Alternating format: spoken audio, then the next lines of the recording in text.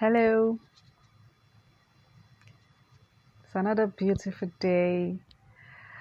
If this is your first time of listening to this gratitude journey, my name is Itoha.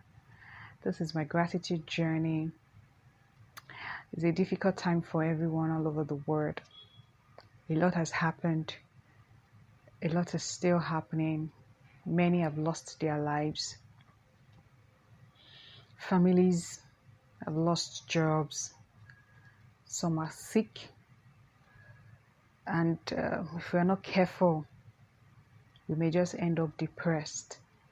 So the journey is to encourage you to find a reason to be grateful for every waking moment. And we have established that what we really have is the moment, the life that we have. Every other thing is hinged on the fact that we are alive.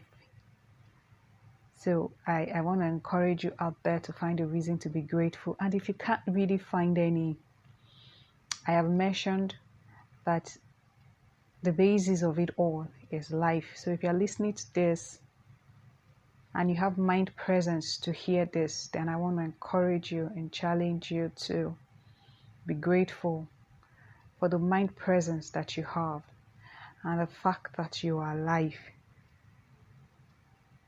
Life is all that we have to achieve everything that we would need eventually. So thank you once again for listening. Today we're talking about anxious or worried.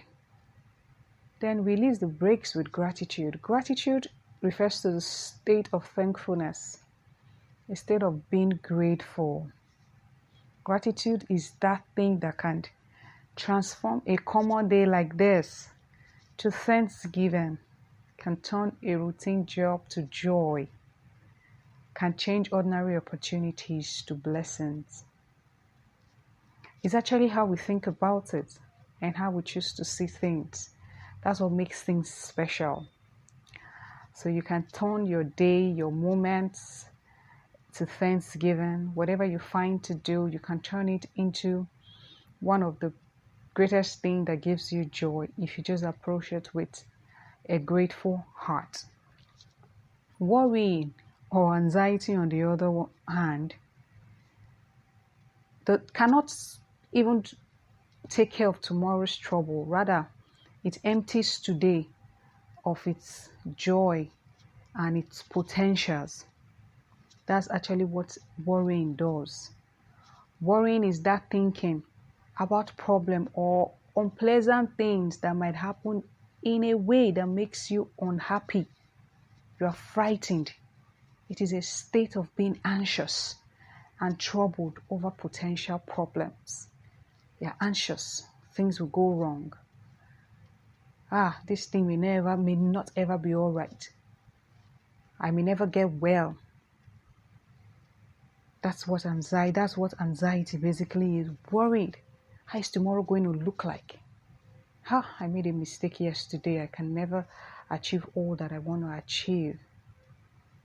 That's what worrying does. And the Greek meaning for it actually means a divided state of mind.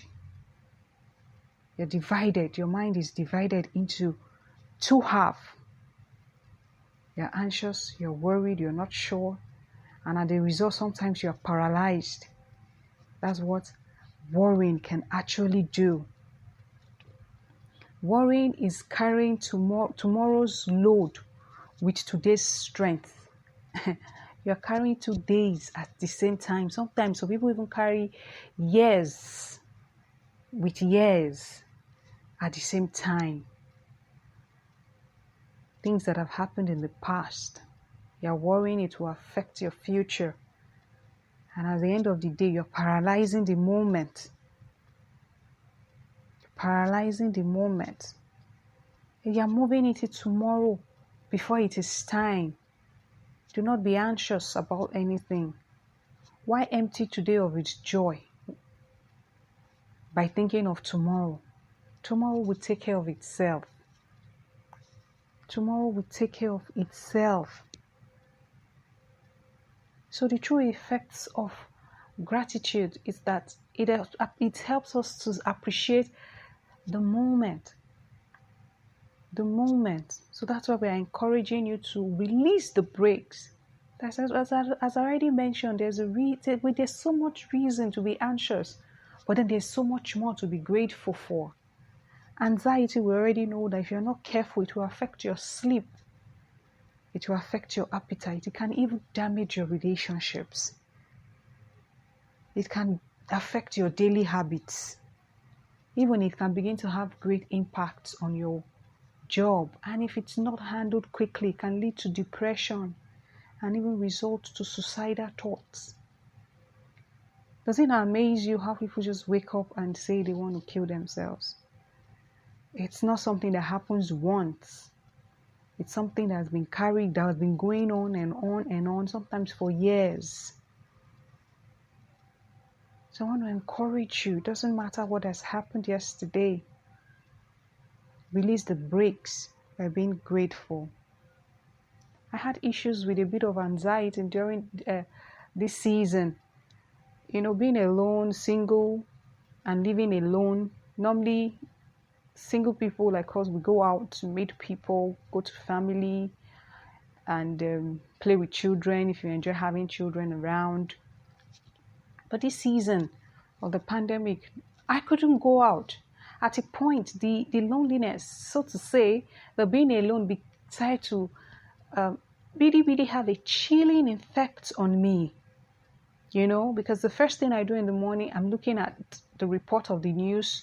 Before I sleep at night, that's the last thing I listen to at night, or I read. It just became an habit, and I didn't know that I was slipping into depression gradually until it started to affect my sleep, that I wake up shocked, like afraid that something bad could happen to me. I started to actually miss the fact that I wasn't married, and I should have done this. I shouldn't have been alone. Started to have those depressing thoughts. Even at a point, I had breath seizure, like I was battling with COVID at night, and it was just a lie. It was just my thoughts that was paralyzing me. The fear that I had listened to too many bad news. And what did I do? I first of all stopped listening to news, and gratefully, I was running a Coursera course at that time. I had so many of them that I was running. That actually distracted my mind until it is time for me to sleep. But I had to find a way until I discovered something about gratitude. So I needed to start learning to be grateful for some things. At that time, the only thing I was just grateful for was for the Coursera.